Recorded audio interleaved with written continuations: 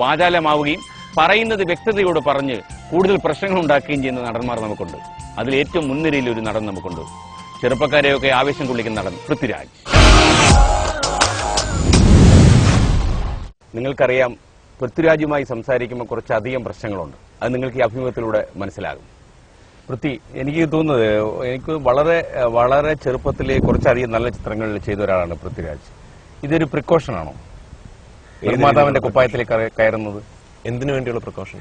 അതായത് 10-12 വർഷം കഴിയുമ്പോൾ ഒരു നടന്റെ മേലങ്കി അഴിച്ചു വെക്കേണ്ടി വന്നാൽ പിന്നെ നിർമ്മാതാവിന്റെ കുപ്പായം കാര്യമായി അണിയാം, അങ്ങനെ എന്തെങ്കിലും ഉണ്ടോ? 50 കൊല്ലം കഴിഞ്ഞിട്ടാണെങ്കിലും ഞാൻ മരിച്ചിട്ടില്ലെങ്കിൽ നടന്റെ വസ്ത്രം ഞാൻ അഴിച്ചു വെക്കില്ല. അത് അതിനെ ഉദ്ദേശിച്ചിട്ടുമില്ല. അതിനുള്ള കാലിബർ എനിക്കുണ്ടെന്നുള്ളതിന്റെ തെളിവാണെന്ന് തോന്നുന്നു. കാരണം കഴിഞ്ഞ 12 കൊല്ലമായിട്ട് പ്രേക്ഷകർ എനിക്ക് പതുക്കെയാണെങ്കിലും ഒരു സ്ഥാനം തന്നു എന്ന് ഞാൻ വിശ്വസിക്കുന്നു. അപ്പോൾ അവരെ നിരാശപ്പെടുത്താതിരുന്നാൽ, നിരാശപ്പെടുത്തില്ല എന്നുള്ള വിശ്വാസമുള്ളിടത്തോളം കാലം പൃഥ്വിരാജ് എന്ന് പറയുന്ന വ്യക്തിയുടെ നടൻ എന്ന തലം തന്നെ ആയിരിക്കും എപ്പോഴും ആദ്യം മുൻനിർത്തി കാണുന്നത്.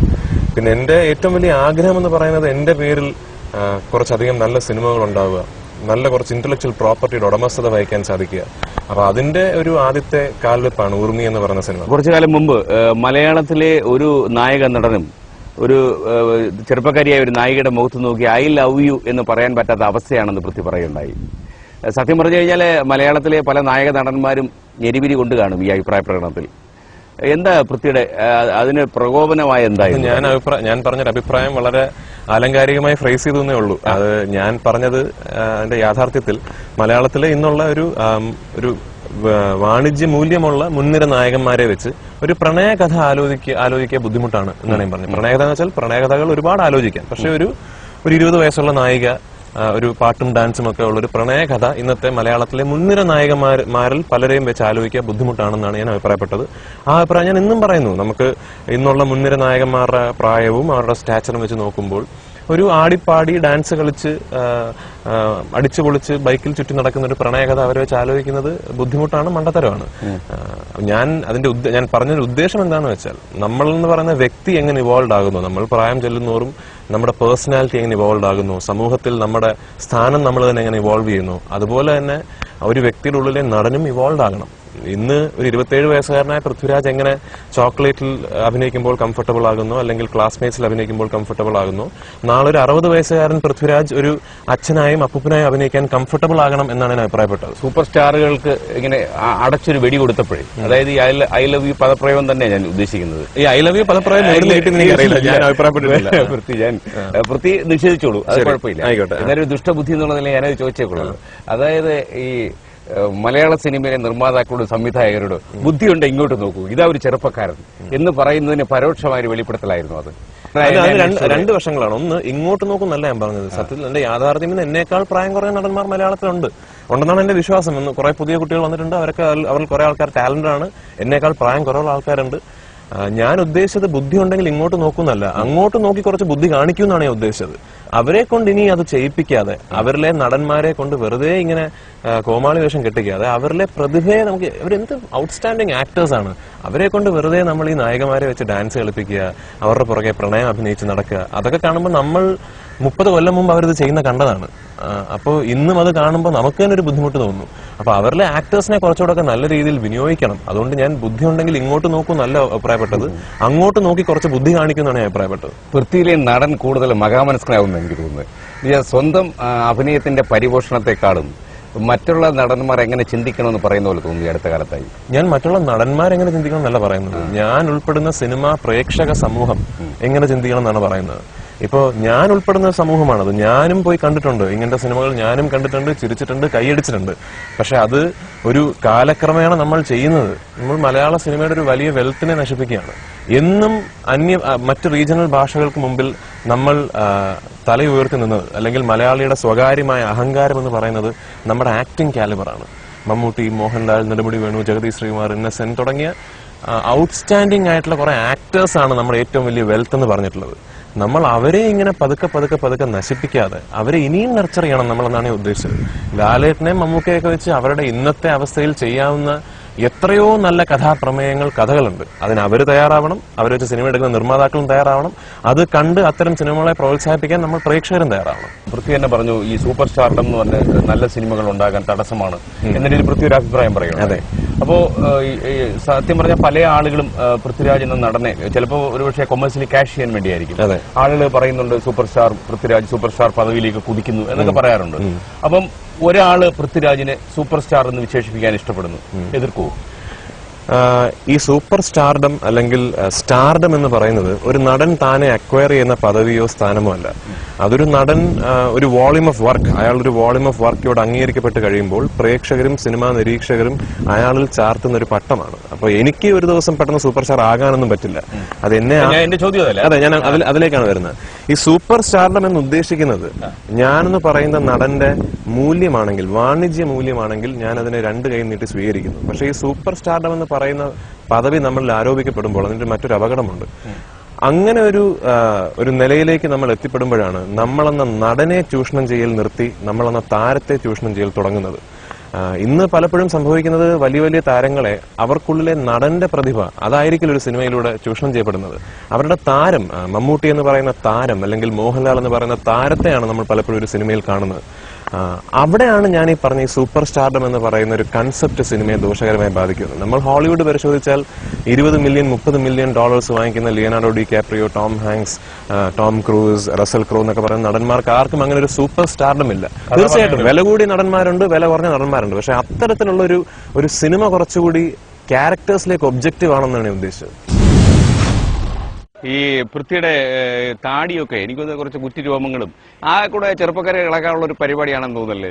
ഞാൻ കുറ്റത്താടി വെച്ച ഒരു 10-35 സിനിമയൊക്കെ അഭിനയിച്ചിട്ടുണ്ട്. ആണല്ലേ? പിന്നെ ഞാൻ ആദ്യം നന്ദൻ എന്ന് പറഞ്ഞ സിനിമയ്ക്ക് വേണ്ടി ഡയറക്ടർ രഞ്ജിത്തിനെ കണ്ടപ്പോ അദ്ദേഹം എന്നോട് പറഞ്ഞത് താടി മീശയും വളർത്തണം, കാരണം കുറച്ച് തീരെ പ്രായമില്ല, കുറച്ച് പ്രായം കൂടുതൽ തോന്നുന്നു. അതെ, കുറച്ച് പ്രായം കൂടുതൽ തോന്നിപ്പിക്കാൻ വേണ്ടിയാണ് ഞാൻ ആദ്യമായിട്ട് താടി മീശയും വളർത്തുന്നത്.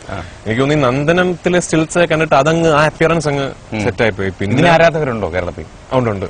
ഞാൻ ഷേവ് ചെയ്യുമ്പോൾ പരാതിപ്പെടുന്ന ആരാധകരുണ്ട്, മീശ വളർത്തിയാൽ ഇഷ്ടപ്പെടുന്ന ആരാധകരുണ്ട്.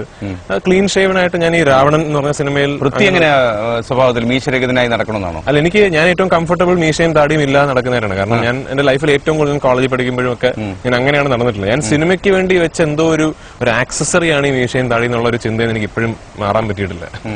ഈ പൃഥ്വിയുടെ ആരാധകരിലെ പെൺകുട്ടികളാണോ കൂടുതൽ? അല്ല, എനിക്ക് തോന്നുന്നു ഞാൻ എന്റെ സിനിമകൾ തിയേറ്ററിൽ റിലീസ് ആകുമ്പോൾ ആദ്യത്തെ ഒരു 3-4 ദിവസങ്ങൾ ചെറുപ്പക്കാർ മാത്രമാണ് തിയേറ്ററിൽ. നമ്മൾ ആദ്യത്തെ ദിവസമൊക്കെ പോകുമ്പോൾ ഞാൻ എന്റെ സിനിമകൾ തിരുവനന്തപുരത്ത് ഉണ്ടാവുന്നുണ്ടെങ്കിൽ ഫസ്റ്റ് ഡേ ഫസ്റ്റ് ഷോ ട്രിവാൻഡ്രത്ത് പോയി കാണുക എന്നുള്ളൊരു ചടങ്ങ് എനിക്കുണ്ട്. അപ്പോഴൊന്നും ഞാൻ മിക്കപ്പോൾ ഒരു പെൺകുട്ടിയെ പോലും കാണാറില്ല, ഫുൾ ചെറുപ്പക്കാരാണ്. പിന്നെ ഈ വീട്ടിലേക്ക് വിളിക്കുമോ പെൺപിള്ളേർ, നല്ല സുന്ദരി കുട്ടികളൊക്കെ ഈ ഫോൺ വിളിക്കുമ്പോൾ അവരുടെ സൗന്ദര്യം എത്രത്തോളം നമുക്ക് പറയാൻ പറ്റാത്തതുകൊണ്ട് ആധികാരികമായിട്ട് ഒരു ബുദ്ധിമാനല്ലേ തീർച്ചയായിട്ടും ചോദിക്കില്ലേ? നിങ്ങൾ സുന്ദരിയാണെന്ന് ചോദിക്കാൻ പറ്റില്ലല്ലോ, അറിയാൻ പല വഴികളില്ലേ. അതെ, കത്തുകൾ കിട്ടാറുണ്ട്, ഫോൺ കോളുകൾ കിട്ടാറുണ്ട്. പക്ഷെ നമ്മൾ എന്താ പറയുക, നമ്മൾ ഈ എന്റെ ഒരു തമാശ, അവർ പലപ്പോഴും അവരാരാധിക്കുകയും സ്നേഹിക്കുകയും ചെയ്യുന്നത് എന്റെ കുറെ കഥാപാത്രങ്ങൾ കണ്ടിട്ട് ഞാൻ ഇങ്ങനെയൊക്കെ ആയിരിക്കും എന്ന് അവർ സങ്കല്പിച്ച് വെച്ചിരിക്കുന്ന ഒരു പൃഥ്വിരാജുണ്ട്. പേഴ്സണലായിട്ട് പ്രത്യേക ആളെ ഒരു ബോർണാണോ വ്യക്തിപരമായ ജീവിതത്തിൽ? അത് കുറച്ച് ബോർണാണ്. ഞാൻ കുറച്ച് ഓൾഡ് ഫാഷൻഡ് ആണ്. ഞാൻ എന്റെ കഥാപാത്രങ്ങൾ അത്ര എക്സൈറ്റിംഗ് അല്ല. ഞാൻ എന്താ പറയാ, മറ്റേ സ്വപ്നക്കൂടിലെ കൊച്ചുകുഞ്ഞിന്റെ അത്രയും ഭയങ്കര ഓവർ സ്മാർട്ടോ അല്ലെങ്കിൽ ഈ നമ്മുടെ കഥാപാത്രങ്ങളിൽ അത്രയും യാതൊരു എന്താ പറയാ ചീത്ത സ്വഭാവം ഇല്ലാത്തൊരു നല്ല മനുഷ്യനൊന്നും അല്ല ഞാൻ. പെൺകുട്ടികൾ ഇത് ഇങ്ങനെയുള്ള അഭിപ്രായ പ്രകടനങ്ങൾ നടുക്കുണ്ടാക്കും എന്ന് ഞാൻ പറഞ്ഞാൽ അല്ല, ഇത്തരത്തിലുള്ള അഭിപ്രായ പ്രകടനങ്ങൾ എന്റെ പെൺകുട്ടികളുടെയുള്ള മൂല്യം കുറച്ചുകൂടെ വർദ്ധിപ്പിക്കുന്ന വിശ്വാസത്തിലാണ് ഞാൻ അഭിപ്രായപ്പെടുന്നത്. കാരണം കുറച്ചൊക്കെ ഒരു നെഗറ്റീവ് ട്രേറ്റ്സ് ഉള്ള നായകൻ വീണ്ടും ഇപ്പോൾ ഫാഷനബിൾ ആണ്. 70s പിന്നെ നസീർ സാറൊക്കെ വന്ന് നല്ലവനെ വീണ്ടും നായകനാക്കി. ഇപ്പൊ വീണ്ടും ലേശം ചീത്ത സ്വഭാവമുള്ള ആൾക്കാരാണ് വീണ്ടും നായകന്മാരാവുന്നത്. പൃഥ്വി ഈയിടയ്ക്ക് പൃഥ്വിക്ക് കല്യാണം കഴിക്കാനൊക്കെ ഉള്ള പരിപാടിയായിരുന്നു. അപ്പൊ എനിക്ക് സംശയം തോന്നി എന്താ അറിയാമോ, ഈ അത്രയും ബുദ്ധിമുട്ട് ആളുകൾക്ക് വഴി ഉണ്ടായോ, അതോ ഇനി പൃഥ്വിക്ക് തീരുമാനിച്ച് ഇനി ഇത് കല്യാണം കഴിക്കുന്ന സംഭവം കുഴയും? അങ്ങനെയല്ല, എനിക്ക് എന്റെ ചേട്ടനെ കാണുമ്പോൾ എനിക്ക് ഒരു കാര്യത്തിൽ ഭയങ്കര അസൂയുണ്ട്. കാരണം ചേട്ടന്റെ മൂത്ത മോൾക്ക് ഇപ്പോ 5 വയസ്സാകാൻ പോകുന്നു. അപ്പൊ ഞാൻ എപ്പോഴും ആലോചിക്കും, ഇവള് കോളേജിലൊക്കെ ആകുമ്പോ എന്റെ ചേട്ടനൊരു 38 വയസ്സ് 40 വയസ്സേ ഉണ്ടാവുള്ളൂ. അതെനിക്ക് ഭയങ്കരമായിട്ട് അസൂയ തോന്നുന്ന ഒരു കാര്യമാണ്. കാരണം ഒരു അച്ഛനും മോളും തോളോട് തോള് കൈയിട്ട് എന്തുകൊണ്ട് വിശേഷം എന്ന് ചോദിച്ച് നടക്കുന്ന അതെനിക്ക് ഭയങ്കര അസൂയാണ്. കാരണം അവൾ ഇപ്പോഴേ ഓൾമോസ്റ്റ് അങ്ങനെയായി. ചേട്ടനോടൊക്കെ ഇന്ദ്രൻ എന്നൊക്കെ പറഞ്ഞിട്ട് ആ ലൈനായി. അപ്പൊ എനിക്ക് അതിനോട് ഭയങ്കര അസൂയുണ്ട്. അതുകൊണ്ട് അത് മാത്രമാണ് എന്നെ ഒരു വിവാഹത്തിലേക്ക് ആകർഷിക്കുന്ന ഇപ്പോഴത്തെ ഒരു ഘടകം. പക്ഷേ കോളേജ് പഠിക്കുന്ന മകളുണ്ട് വേറൊരു പ്രശ്നം ഉണ്ടാവില്ലേ? അതായത് പൃഥ്വി ഇപ്പം നല്ല നായകനായിട്ട് കത്തി നിൽക്കുമ്പോ ഈയുടെ മകള് സെന്റ് തെരേസസ് പഠിക്കുക. അതൊക്കെ മാറി ചേട്ടാ. ചേട്ടനൊക്കെ മറ്റ് പിൻതലമുറക്കാരായിട്ട് തോന്നുന്നതാണ്. അതെ, അതൊക്കെ മാറി. ഇപ്പൊ നമ്മളൊരു യങ് ഫാദർ എന്നൊക്കെ പറഞ്ഞാൽ ഭയങ്കര സെക്സ് സിമ്പിൾ ആണ് ഇപ്പോ. പിന്നെ അതൊക്കെ നമ്മള് ഇനി വരും തലമുറകളൊക്കെ സംഭവിക്കാൻ പോകുന്നത് അതാണ്. നമ്മളൊരു കേരളത്തിലെ മാറ്റം ഉണ്ടായോ? കേരളത്തിലെ ലോകത്തിൽ മുഴുവൻ ഉണ്ടായി. അത് കേരളത്തിലും വരും. എന്റെ സമയമൊക്കെ കേരളത്തിലും വരും. അതിന്റെ ആ മാറ്റത്തിന്റെ തുടക്കമാണ് നമ്മൾ സിനിമയിലും രാഷ്ട്രീയത്തിലും ഒക്കെ കണ്ടുകൊണ്ട് നിൽക്കുന്നത്. അപ്പൊ എനിക്ക് ഒരു കാര്യം വളരെ ഇഷ്ടപ്പെട്ടു. ഈ പൃഥ്വിയോട് പലരും ഈ പ്രണയത്തെ കുറിച്ചൊക്കെ ചോദിക്കുമ്പോഴേ ഒരു സിനിമയിൽ തന്നെ ഞാൻ ഒരു പ്രണയം അവസാനിപ്പിക്കുന്നതിന് മുമ്പ് എനിക്ക് ചിലപ്പോൾ മനസ്സിൽ അടുത്ത പ്രണയം തോന്നുന്നു. ഈ പ്രണയത്തിന് ഇങ്ങനെ ചാഞ്ചാടി കളിക്കുന്ന ഒരു മനസ്സാ പൃഥ്വിക്ക് എന്ന് പറയാറുണ്ട്. കേൾക്കുമ്പോൾ നമുക്കൊരു സുഖമുണ്ട്. ഇപ്പോ ലേറ്റസ്റ്റ് പ്രണയം എങ്ങനെയാ? ഇപ്പൊ അഭിനയിക്കുന്ന പടത്തിലെ നായികയാണ് ജനീലാണ് ഇത് എത്ര കാലം നിൽക്കും? അത് ഈ സിനിമയുടെ പാക്കപ്പ് വരെ അത്രേ ഉള്ളൂ. പാക്കപ്പ് കഴിഞ്ഞാൽ പ്രണയം പാക്കപ്പ് കഴിഞ്ഞാൽ അടുത്ത നായികയെ പ്രണയിക്കണ്ടേ എനിക്ക്? അതല്ലേ? അപ്പൊ ഈ ഒരു റെക്കോർഡ് പോലെ സ്ഥാപിക്കൂ? അത് പറയാൻ പറ്റില്ല.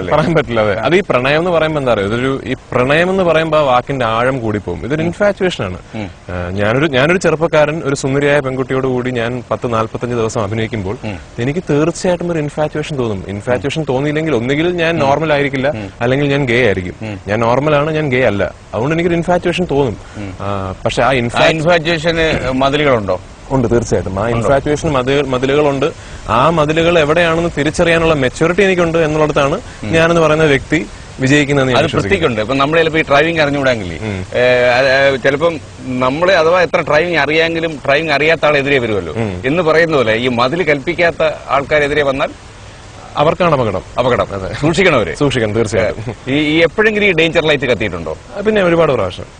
അപ്പൊ പൃഥ്വി എങ്ങനെ ഓടി രക്ഷപ്പെടുകയല്ല, അത് പലപ്പോഴും ഒരു വാക്കുകളിലേക്ക് എത്താതെ തന്നെ അവർക്ക് മനസ്സിലാവും.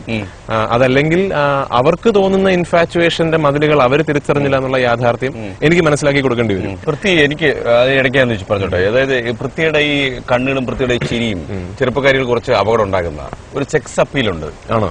എന്റെ ഭാഗ്യമല്ലേ അത്. അതുകൊണ്ട് തന്നെ പൃഥ്വി പറയാതെ തന്നെ പൃഥ്വി മനസ്സിൽ ഉദ്ദേശിക്കുന്നത് വിനിമയം ചെയ്യപ്പെടാൻ സാധ്യതയുണ്ട്. ഞാൻ മനസ്സിൽ ഉദ്ദേശിക്കുന്നത് എന്താണെന്ന് നിങ്ങൾ വളരെ തെറ്റിദ്ധരിച്ചിരിക്കുന്നു. ഞാനിങ്ങി കാണുന്ന പെൺകുട്ടികളോടെല്ലാം ഞാൻ പ്രണയാഭ്യർത്ഥനയും അപമര്യാദയായ അഭ്യർത്ഥനകളും നടത്തിയൊരു വ്യക്തിയൊന്നുമല്ല. ആക്ച്വലി അതിന്റെ ബേസിക് കാര്യം ഞാൻ വളരെ ഷൈ ആയിട്ടുള്ള ഒരാളാണ്. അത് എന്റെ കൂടെ അഭിനയിക്കുന്ന നായികമാർക്കും എന്നെ പരിചയമുള്ള സ്ത്രീകൾക്കും പെൺകുട്ടികൾക്കും അല്ലാത്ത സുഹൃത്തുക്കൾക്കും എല്ലാവർക്കും അറിയാം. എന്റെ സ്കൂളിൽ പഠിക്കുന്ന എല്ലാ സുഹൃത്തുക്കൾക്കും അറിയാം. സ്കൂളിലൊക്കെ ഈ അറിയാലോ, നമ്മൾ ഈ 11th 12th ഒക്കെ പഠിക്കുമ്പോൾ ഉണ്ടാകുന്ന പ്രണയാഭ്യർത്ഥനകളൊക്കെ ഞാൻ ആ സമയത്ത് അക്ഷരാർത്ഥത്തിൽ ഓടിക്കളയുമായിരുന്നു. കാരണം ഞാൻ ഭയങ്കര ഷൈ ആയിരുന്നു ആ കാര്യത്തിൽ. പ്രോബബ്ലി ആൾക്കാർ പിന്നാലെ വന്നിട്ടുണ്ടോ? എന്റെ സ്കൂളിൽ പഠിച്ച എന്റെ പെൺകുട്ടികളെ പഠിക്കുന്ന ഒരു കാമുകനൊക്കെ റോളൊക്കെ കെട്ടിയിട്ടുണ്ടോ? ഇല്ല ഞാനില്ല. ഞാൻ എന്നെ പഠിക്കുന്ന കാലത്തുള്ള എന്റെ പെൺകുട്ടികളായ സുഹൃത്തുക്കളൊക്കെ ഇപ്പോഴെന്നോട് പറയുന്നത് തന്നെ സൗന്ദര്യമൊക്കെ പോയി, അവരൊക്കെ പറഞ്ഞ സ്കൂളിൽ പഠിക്കുമ്പോൾ എന്ത് ഭംഗിയായിരുന്നു, എന്ത് പറ്റിയെന്നൊക്കെ ഇപ്പൊ ചോദിക്കുന്നത്. അപ്പൊ മേ ബി അന്നായിരുന്നെങ്കിൽ ഞാൻ കുറച്ചുകൂടെ കാണാൻ നന്നായിരിക്കും. പക്ഷെ ഈ പറയുന്ന പോലെ പലപ്പോഴും ഈ സ്കൂളിലും ഞാൻ ഏറ്റവും സുന്ദരനായതുകൊണ്ടുള്ള ഒരു എന്നോടുള്ള ഒരു എന്താ പറയാ ഒരു അട്രാക്ഷൻ ഒന്നും ആയിരിക്കില്ല. ഈ സ്കൂളിൽ ഈ പറയുന്ന പോലെ നമ്മുടെ ഈ നാക്ക് ഉപയോഗിച്ച് പ്രസംഗിക്കുക, ഈ എന്താ പറയുക അസംബ്ലിയിൽ കയറി എക്സ്റ്റംബറായിട്ട് വിഷയങ്ങളെ പറ്റി സംസാരിക്കുക, അതിലൂടെ ഉണ്ടാകുന്ന ഒരു അട്രാക്ഷൻ ആയിരിക്കും. അല്ല എന്നേക്കാൾ സൗന്ദര്യമുള്ള എത്രയോ സുഹൃത്തുക്കൾ എനിക്കുണ്ടെന്ന് അറിയാം. എന്റെ വളരെ വളരെ ഹാൻസം ആയിട്ടുള്ള ഒരുപാട് പേരുണ്ട്. എന്റെ ഫ്രണ്ട്സ് കുറെ പേര് ഇപ്പോൾ ആർമിയിലുള്ള, ഇപ്പൊ ബോർഡറിൽ പോസ്റ്റഡ് ആയിരിക്കുന്ന കുറെ ആർമി ഓഫീസേഴ്സ് ഉണ്ട്. അവരെയൊക്കെ ഇന്ന് കാണുകയാണെങ്കിൽ ശരിക്കും എക്സ്ട്രോണർലി ഗുഡ് ലുക്കിംഗ് ആണ്. അവരൊക്കെ ഭയങ്കര ഫിസിക്കും ഹാൻസം ആയിട്ടുള്ള ആൾക്കാരാണ്. അപ്പൊ അവരുടെ മുമ്പിൽ ഞാൻ അത്ര ഹാൻസം ഒന്നുമല്ല. പിന്നെ ഈ പറയുന്ന പോലെ ഒരു ഓവറോൾ നമ്മുടെ ഒരു ജഗപുകയിൽ ചിലപ്പോൾ ഒന്ന് വീണു പോകുന്നതായിരിക്കും. പ്രേക്ഷകർക്ക് ഒരു സംശയം പൃഥ്വി എന്തോ പുറത്തിറങ്ങിയിരിക്കുന്നു, അങ്ങനെ എന്തെങ്കിലും പ്രശ്നമുണ്ടോ? ഇമ്മീഡിയറ്റ് ആയിട്ട് കല്യാണം കഴിക്കേണ്ട ആവശ്യമല്ലോ. പൃഥ്വിയുടെ പടം ഇറങ്ങുമ്പോൾ തിയേറ്റർ നിറച്ച് പൈസ ചെലവാക്കി ആളെ കയറ്റിയിരുത്തുക, കൈയടിപ്പിക്കുക, മല്ലിക സുവരൻ, എന്നിട്ട് ഫാൻസ് സംഘടിപ്പിക്കുക, സംസ്ഥാന വ്യാപകമായിട്ട് സംഘടിപ്പിച്ച് ആളെ കൂട്ടുക. അങ്ങനെ പൃഥ്വിരാജിനെ ഒരു സൂപ്പർ സ്റ്റാർ ആക്കുക. കുറച്ചൊക്കെ, ഒരുപാടൊന്നും വേണ്ട, കുറച്ചൊക്കെ എന്നെ ഓർത്ത് നിങ്ങൾക്കൊക്കെ അഭിമാനിച്ചാൽ എനിക്ക് വലിയ സന്തോഷം ഉണ്ടാവും.